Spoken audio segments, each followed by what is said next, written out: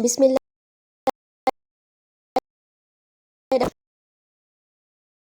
आज हम सेक्शन कैसे इसमें हम बेसिकली इस टेस्ट पे बात करेंगे, इंटरव्यू में कौन कौन से टेस्ट होते हैं और इंटरव्यू पे बात करेंगे। तो सबसे पहले हम देख लेते हैं कि सिलेक्शन टेस्ट क्यों ज़रूरी है, एम्प्लॉयमेंट टेस्ट होते क्यों हैं और ज़रूरी क्यों है। एम्प्लॉय टेस्ट इसलिए किए जाते हैं ताकि आप इंडिविजुअल की कैरेक्टरिस्टिक देखें कि आप एम्प्लॉय में कौन कौन सी कैरेक्टरिस्टिक्स हैं। इसके लिए 100 ऑफ टेस्ट बिल्ड कर दिए गए हैं ऑलरेडी। 100 ऑफ टेस्ट यूज़ हो चुके हैं, जो है वो आजकल यूज़ हो रहे हैं एम्प्लॉय का टेस्ट करने के लिए, ताकि वो उनकी मेंटल एबिलिटी, उनकी नॉलेज, उनकी फिजिकल एबिलिटी, पर्सनैलिटी, इंटरेस्ट और उनकी अदर बिहेवियर को मेजर किया जा सके कि वो एम्प्लॉय कैसा है। ठीक है। और इसमें क्या होता है कि सबसे ज़्यादा टेस्ट जो है वो पब्लिक सेक्टर में ज़्यादा यूज़ किए जाते हैं। Test are used more in public sector as compared to private sector और large organisation. So public sector में ज़्यादा टेस्ट होते हैं। सो आपसे एमसीक्यू से पूछा जा सकता है कि कहाँ पर टेस्ट ज़्यादा होते हैं, तो वो पब्लिक सेक्टर है। उसके बाद इसके एडवांटेज क्या हैं? एडवांटेज तो बहुत सारे हैं। आपको अपने जो कैंडिडेट है उसकी क्वालिटीज़ पता चल जाती हैं और आप सबसे अच्छा और सबसे क्वालिफाई कैंडिडेट अपनी जॉब के लिए सेलेक्ट कर लेते हैं। इसके डिसएडवांटेज में क्या है कि एम्प्लॉयज होते हैं, कुछ कैंडिडेट्स ऐसे होते हैं जो टेस्ट नहीं देना चाहते या बहुत परेशान हो जाते हैं, तो इस वजह से ये हमारे पास एक डिसएडवांटेज है। बाकी सारे इसके एडवांटेज है। उसके बाद हमारे पास जो है सिलेक्शन टेस्ट की कैरेक्टरिस्टिक क्या होनी चाहिए? स्टैंडर्डाइज होना चाहिए, ऑब्जेक्टिविटी होनी चाहिए और नॉर्म्स हैं, रिलायबिलिटी और वैलिडिटी। आपको बस इनके 5 नाम याद रखने हैं। उसके बाद है वैलिडेशन स्टडीज़ की टाइप हैं 3 अप्रोचेस। सबसे पहले क्राइटेरिया की बेस पे आप सिलेक्शन टेस्ट करते हैं। उसके बाद कंटेंट की बेस पे और कंस्ट्रक्ट वैलिडिटी की बेस पे। ठीक है। सो हमारे पास नेक्स्ट है टाइप्स ऑफ एम्प्लॉयमेंट टेस्ट। अब ये बहुत इंपॉर्टेंट टॉपिक है। सो मैं आपको इंपॉर्टेंट टॉपिक ज़रूर बताऊंगी। एमसीक्यूज़ कहाँ से आएंगे और शॉर्ट क्वेश्चन आपको कहाँ से पूछे जा सकते हैं, तो ये साथ साथ मैं आपको गाइड करती रहूँगी। सो सबसे पहले है टाइप्स ऑफ एम्प्लॉयमेंट टेस्ट। ये काफ़ी इंपॉर्टेंट है। अब इसमें सबसे पहले कौन सा टेस्ट है? कॉग्निटिव टेस्ट है। इसमें क्या करते हैं कि हम अपने एम्प्लॉय की एबिलिटी चेक करते हैं कि उसको लर्न करने की कितनी एबिलिटी है। ठीक है। वो किस सारी चीज़ों को लर्न करता है, कितनी जल्दी लर्न करता है, क्विक लर्नर है या नहीं है। ठीक है। इसकी जो क्लासिफाइड इसको जिसकी कैटेगरीज हैं उसमें वर्बल है, न्यूमेरिकल है, स्पीड है, रीजनिंग है, ये सारी इसकी कैटेगरीज हैं। उसके बाद है हमारे पास साइकोमोटर एबिलिटी टेस्ट। इसमें क्या होता है, उसकी स्ट्रेंथ को चेक किया जाता है, कोऑर्डिनेशन को चेक किया जाता है और डेक्स्ट्रिटी का चेक किया जाता है। अब ये डेक्स्ट्रिटी क्या है? ये है ability to perform difficult action quickly, कि वो डिफ़िकल्ट एक्शन को कितनी क्विकली परफॉर्म करता है। उसके बाद है job knowledge test. Job knowledge test में उसकी पोजीशन को चेक किया जाता है कि उसको उस काम के बारे में कितना नॉलेज है। अगर वो मैनेजर की पोस्ट के लिए आया तो उसको मैनेजर की जॉब के लिए कितना नॉलेज है, दूसरी जॉब के लिए आया तो उसको उस जॉब का कितना नॉलेज है। उसके बाद वर्क सैंपल टेस्ट में हम ये चेक करते हैं कि एप्लीकेंट को एक काम दिया जाता है, बिल्कुल वही काम जिसको बाद में करना है, तो चेक किया जाता है कि वो इस काम काबिल है, ये काम कर सकता है या नहीं कर सकता। वोकेशनल टेस्ट में क्या होता है कि उसकी पर्सनल के इंटरेस्ट देखे जाते हैं कि उसका इंटरेस्ट किस चीज़ में है। जिस चीज़ में ज़्यादा सेटिस्फाई होगा वही उसका इंटरेस्ट होगा। उसके बाद पर्सनैलिटी टेस्ट होते हैं। पर्सनैलिटी टेस्ट दूसरे टेस्ट से मुख्तलिफ होता है। इसमें उसकी पर्सनैलिटी को टेस्ट किया जाता है, लेकिन इसके लिए स्पेशल साइकोलॉजिस्ट की ज़रूरत होती है इस सर्विस को करने के लिए। सो ये आपसे एमसीक्यू में पूछा जा सकता है कि किस टेस्ट के अंदर जो है वो एक क्वालिफाइड साइकोलॉजिस्ट हमारे रिक्वायर्ड होते हैं, तो वो पर्सनैलिटी टेस्ट है। ड्रग और अल्कोहल टेस्ट में चेक किया जाता है कि आपका जो एम्प्लॉय है कहीं वो ड्रग एडिक्ट तो नहीं है। ठीक है। तो ये सब चेक किया जाता है। उसके बाद जेनेटिक टेस्ट में ये चीज़ चेक की जाती है कि कहीं उसे कोई डिसीज़ तो नहीं है, कोई बीमारी तो नहीं है, कोई हार्ट प्रॉब्लम तो नहीं है, कोई कैंसर की बीमारी तो नहीं है या कुछ ऐसी डिसीज़ तो नहीं है, तो वो जेनेटिक टेस्टिंग में आ जाता है। उसके बाद पॉलीग्राफ टेस्ट है। पॉलीग्राफ टेस्ट में ये चेक किया जाता है कि वो सच बोल रहा है या नहीं। ये मोस्टली क्रिमिनल्स के लिए इस्तेमाल किया जाता है, जिसमें ये आप उस पर्सन की हार्ट रेट को, ब्लड प्रेशर को, रिस्पायरेशन को और स्किन कंडक्टिविटी को चेक करके ये पता लगाते हैं कि वो सच बोल रहा है या नहीं। उससे डिफरेंट क्वेश्चन पूछे जा सकते हैं और क्रिमिनल से पूछे जाते हैं। मोस्टली जो है पुलिस और सीबीआई और ये सब जो है वो इस टेस्ट को इस्तेमाल करते हैं क्रिमिनल का चेक करने के लिए कि उसने क्राइम किया है या नहीं। तो वो आंसर करता है उनके क्वेश्चन को और उसके बाद वो उसकी हार्ट रेट और ब्लड प्रेशर, रिस्पायरेशन और उसकी स्किन कंडक्टिविटी को चेक करके ये डिसाइड करते हैं कि वो सच बोल रहा है या झूठ बोल रहा है। उसके बाद हमारे पास है इंटरनेट टेस्ट। इंटरनेट टेस्टिंग में आप डिफरेंट इंटरनेट की हेल्प लेते हैं, आप डिफरेंट इंटरनेट स्किल्स की हेल्प लेते हैं टेस्ट करने के लिए।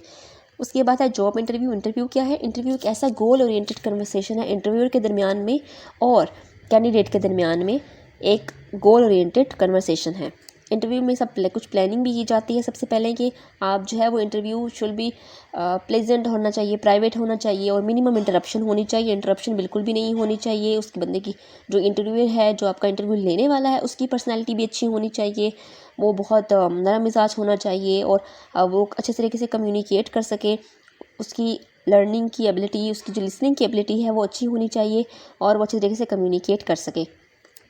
अब हमारे पास जो कंटेंट ऑफ इंटरव्यू है वो क्या है, ऑक्यूपेशनल में उसकी स्किल्स, एबिलिटी और उसकी रिस्पॉन्सिबिलिटीज़ हैंडल करने को चेक किया जाता है।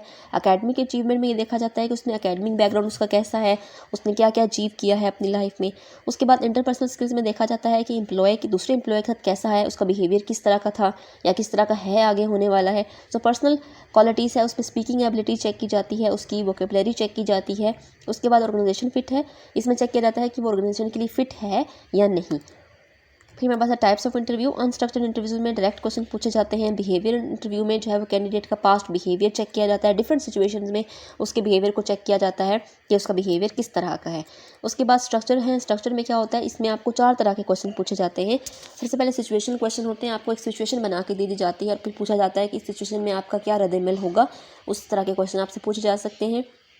उसके बाद है जॉब नॉलेज टेस्ट। आपको जॉब के बारे में कितना नॉलेज है वो चेक किया जाता है। जॉब सैंपल में क्या होता है, इसमें सिमुलेशन में क्या होता है, आपको वही काम दिया जाता है, आपको एक टास्क परफॉर्म करना पड़ता है जो आपकी जॉब से बिल्कुल सिमिलर होता है। उसके बाद है वर्कर रिक्वायरमेंट क्वेश्चन कि वर्कर रिक्वायरमेंट के कौन कौन से क्वेश्चन हैं वो पूछे जाते हैं। इंटरव्यू के मेथड क्या है, 1-1 मेथड है। 1-1 मेथड में क्या होता है कि एक इंटरव्यू होता है और एक ही कैंडिडेट होता है और उसका वो एक टिपिकल एम्प्लॉयमेंट इंटरव्यू की टाइप है ये। ग्रुप इंटरव्यू में क्या होता है, उस कंपनी के वन और मोर रिप्रेजेंटेटिव जो है वो उससे इंटरव्यू लेते हैं। बोर्ड इंटरव्यू में क्या होता है, कैंडिडेट तो एक ही है लेकिन इंटरव्यूज़ में काफ़ी सारे फिल्म के रिप्रेजेंटेटिव आ जाते हैं। स्ट्रेस इंटरव्यू में क्या होता है कि एक स्ट्रेस वाली सिचुएशन क्रिएट की जाती है और उसके बाद उससे उसको एप्लीकेंट को, किसी भी कैंडिडेट को एक स्ट्रेस वाली सिचुएशन में डाला जाता है और उससे उसके बाद क्वेश्चन पूछे जाते हैं और देखते हैं कि वो किस तरह का रिएक्ट करेगा उसमें सिचुएशन के अंदर। ठीक है, तो उसके बाद हम लिख लेते हैं how to avoid common interview mistake. ये बहुत इंपॉर्टेंट टॉपिक है तो इसको देख लेते हैं। अगला टॉपिक करने से पहले अगर आपने हमारे चैनल को सब्सक्राइब नहीं किया तो हमारे चैनल को सब्सक्राइब कर लें ताकि आपको इस तरह की वीडियोस मिलती रहें। तो हम देख लेते हैं आप कॉमन मिस्टेक्स क्या हैं। सबसे पहले स्नैप जजमेंट है। स्नैप जजमेंट में क्या होता है कि इंटरव्यू जो है ना फ़ौरन कंक्लूजन की तरफ चला जाता है कुछ ही मिनट्स में। अब वो कैंडिडेट से इंटरव्यू कर रहा होता है तो कुछ ही मिनट्स में जो है वो फ़ौरन जो है वो एंड पर चला जाता है, मतलब कंक्लूड कर देता है कि ये ऐसा है और वैसा है।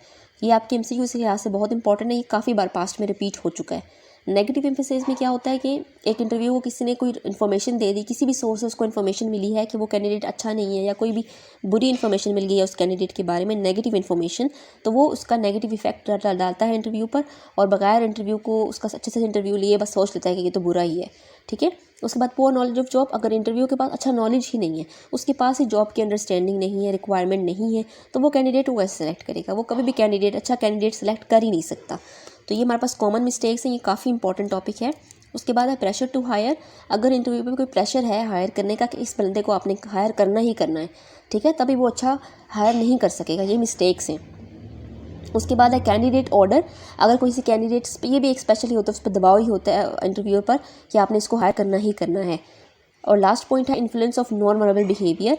अगर नॉन वर्बल बिहेवियर है जो है आपका जो कैंडिडेट है उसका आई कांटेक्ट अच्छा नहीं है, उसका एनर्जी लेवल अच्छा नहीं है इंटरव्यू के साथ, तो तब भी जो है वो इंटरव्यू फेल हो जाता है। ठीक है, ये हमारे पास कुछ कॉमन मिस्टेक्स थी। उसके बाद है हम कंडक्टिंग इंटरव्यू की कौन सी गाइडलाइन है। सबसे पहले आपने इंटरव्यू को प्लान करना है, आपने रिपोर्ट तैयार करनी है, आपने कुछ क्वेश्चन पूछने हैं। HR प्रैक्टिस में आपने देखना है कौन से डोज हैं और कौन से डोंट्स हैं। उसके बाद आपने इंटरव्यू को क्लोज करना है और आखिर में आपने रिव्यू भी लेना है इंटरव्यू का, उसके बाद ही आप दूसरे बंदे को हायर करें।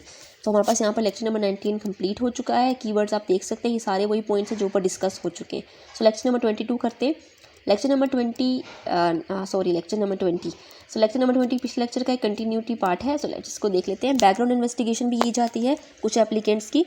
जब आपको किसी भी आप जाते हैं किसी भी जॉब के लिए, सबसे पहले उसका वो वेरिफिकेशन भी करते हैं, उसकी एजुकेशन की वेरिफिकेशन की जाती है, उसकी जो है लीगल स्टेटस की वेरिफिकेशन की जाती है, उसकी क्रिमिनल रिकॉर्ड देखा जाता है, उसका दूसरी कंपनी में अगर वो काम करके आया तो उसका पास्ट बिहेवियर क्या है ये भी देखा जाता है, उसको जो है वो प्रॉब्लम्स के बारे में कितनी नॉलेज है ये देखा जाता है। जो बैकग्राउंड जो इन्वेस्टिगेशन होते हैं ये काफ़ी इंपॉर्टेंट होती है, इसमें काफ़ी सारी चीज़ें देखी जाती हैं। ये काफ़ी इंपॉर्टेंट है कि बैकग्राउंड इन्वेस्टिगेशन कर ली जाए किसी भी पर्सन को हायर करने से पहले। उसके बाद हमारे पास है नेग्लिजेंट हायरिंग एंड रिटेंशन। इसमें क्या होता है कि किसी भी किस्म की जो है वो नेग्लिजेंट हायरिंग कैसे क्रिटिकल बन जाती है सिलेक्शन प्रोसेस के अंदर। कि आपका जो एम्प्लॉय है वो रिस्पॉन्सिबल नहीं है, अनलॉफुल एक्ट है उसका कोई, तो आप उसको फिर नेगेटिवली उसको चाहे वो आप कर लेते हैं। Employers are required by laws to provide employer safe place to work. जो एम्प्लॉयर्स होते हैं जो आपको वो उनकी जिम्मेदारी है ये कि वो एक सेफ़ इन्वायरमेंट जो है वो दें एम्प्लॉय को। उसके बाद हमारे पास है conditional job offer. Conditional job offer में क्या होती है, ये क्रिटिकल स्टेप, सबसे ज़्यादा क्रिटिकल स्टेप यही है। तो आपसे एमसीक्यू क्वेश्चन पूछा जा सकता है कि क्रिटिकल स्टेप कौन सा है, तो वो कंडीशनल जॉब ऑफर है, जिसमें आप एक कंडीशन डाल लेते हैं हायरिंग डिसीजन में कि आपकी क्वालिफिकेशन ये होनी चाहिए तभी आपको जॉब मिलेगी। इस तरह की कंडीशन जो होती हैं, आपकी जॉब लेटर जब आपको मिलता है तो आपसे उसमें लिखा होता है कि आपका फिजिकल टेस्ट होगा, फिजिकल एग्ज़ाम होगा, तो ये सारी हमारे पास कंडीशनल जॉब ऑफर में आ जाता है। उसके बाद फिजिकल एग्ज़ाम है, जो इंटरव्यू है उसका इंटरव्यू लेने के बाद फिजिकल एग्ज़ाम के लिए भी उसको बुलाया जाता है, जिसमें काफ़ी सारे एग्ज़ाम्स होते हैं, या मतलब काफ़ी सारी चीज़ों से उसको जांचा जाता है, उसको देखा जाता है कि वो जॉब के लिए काबिल है या नहीं है। या इसके अलावा ड्रग एब्यूज़ की एक सीरियस प्रॉब्लम है एम्प्लॉयर्स की, तो ड्रग एब्यूज़ भी चेक किया जाता है कि कहीं वो ड्रग एडिक्ट तो नहीं है। उसके बाद है परमानेंट जॉब ऑफर। उसके बाद आपको परमानेंट जॉब ऑफर भी की जाती है कैंडिडेट्स को, जो फुल एंड फाइनल होती है कि अब आपको जॉब मिल गई है। उसके लिए आपको कैंडिडेट को नोटिफाई भी करना है सिलेक्शन प्रोसेस के बाद। सिलेक्शन प्रोसेस का जो रिजल्ट है वो फ़ौरन होना चाहिए, चाहे वो सक्सेसफुल हो या अनसक्सेसफुल हो, आपको जल्द से जल्द उसका रिजल्ट देना है। अगर कैंडिडेट सक्सेसफुली जो नहीं हुआ तो तब भी आप उसको बताएं, अनसक्सेसफुल है तो तब भी आप उसको बताएं कि आप नहीं कर सके। और अनसक्सेसफुल को आपने बहुत कर्टिसी के साथ अपने गुड वे में आपको अनसक्सेसफुल कैंडिडेट को बताना है, नोटिफाई करना है कि वो नेक्स्ट टाइम अपेयर हो सकते हैं, या फिर आप कुछ ऐसा मैसेज उसके अंदर लिखें कि हमने कोई और सेलेक्ट कर लिया, या उससे डायरेक्ट ऐसे ना कहें हमने कोई और सेलेक्ट किया, तुम तो काबिल ही नहीं थे। तो इस तरह नहीं करना, आपने बहुत ही कर्टिसी के साथ आपने बहुत ही अच्छे तरीके से उसको नोटिफाई करना है जिसको आपने सेलेक्ट नहीं किया।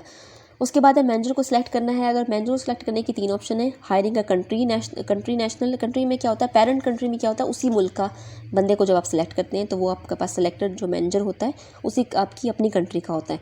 होस्ट कंट्री दूसरी कंट्री का, थर्ड कंट्री जो दूसरी कंट्री का होता है लेकिन उसका हेडक्वार्टर दूसरी कंट्री में होता है और वो काम तीसरी कंट्री में कर रहा होता है। सो इस सिलेक्टिंग मैनेजर के बस आपने 3 ये नाम याद रखने हैं कि कौन कौन सी हैं। सबसे पहले जो है वो पेरेंट कंट्री नेशनल में देख लेते हैं क्या है। Parent country national resident of home country के रेजिडेंट्स होते हैं। सो ये ऑर्गेनाइजेशन को बेटर कंट्रोल और कोऑर्डिनेशन देते हैं। उसके बाद हमारे पास होस्ट कंट्री रेजिडेंट जो है वो होस्ट कंट्री से बिलोंग करते हैं। थर्ड कंट्री की नेशनल में क्या होता है कि अगर आपके पास जो आपको टैलेंट रिक्वायर्ड है वो आपको अपनी कंट्री से नहीं मिल रहा, होम या होस्ट कंट्री दोनों से नहीं मिल रहा, तो फिर हम थर्ड कंट्री की तरफ बढ़ते हैं ताकि अच्छे से हम हायर कर सकें। उसके बाद हमारे पास नेक्स्ट है सोशलिज्म में क्या होता है, सोशलाइजेशन में आपने एम्प्लॉय को हायर तो कर लिया, लेकिन अब आपने उसको कैसे आप उसको अपनी कंपनी को इंट्रोड्यूस करवाएंगे, तो ये सारी चीज़ें इसमें होती हैं। आपने एम्प्लॉय को ओरिएंटेशन भी देनी है, ओरिएंटेशन प्रोग्राम सेलेक्ट किया जाता है जिसमें न्यू एम्प्लॉय को आपने बेसिक बैकग्राउंड इन्फॉर्मेशन बतानी होती है, जॉब की सर्टिफिकेट की। एचआर स्पेशली यूजुअली ऐसी परफॉर्मेंस देते हैं जिसमें वो ओरिएंटेशन होती है, जैसे वेलकम पार्टी है या जॉब रोटेशन है, ऑन द जॉब ट्रेनिंग है, ये सारी जो है वो सोशलाइजेशन में आ जाती हैं। तो आपसे एमसीक्यू क्वेश्चन पूछा जा सकता है कि सोशलाइजेशन में कौन कौन सी चीज़ें आती हैं, welcome party, job rotation, on job training जो है वो इसके अंदर आ जाती है। इसके अलावा शॉर्ट क्वेश्चन में भी आपसे ये पूछा जा सकता है। तो यहाँ पर हमारा लेक्चर नंबर 19 और 20 कंप्लीट हो चुका है। होप सो कि आपको समझ आया होगा। अगर आपको कोई भी क्वेश्चन हो तो आप कमेंट बॉक्स में अपना क्वेश्चन पूछ सकते हैं। और अगर अभी तक आपने हमारा चैनल सब्सक्राइब नहीं किया तो प्लीज़ हमारे चैनल को सब्सक्राइब करें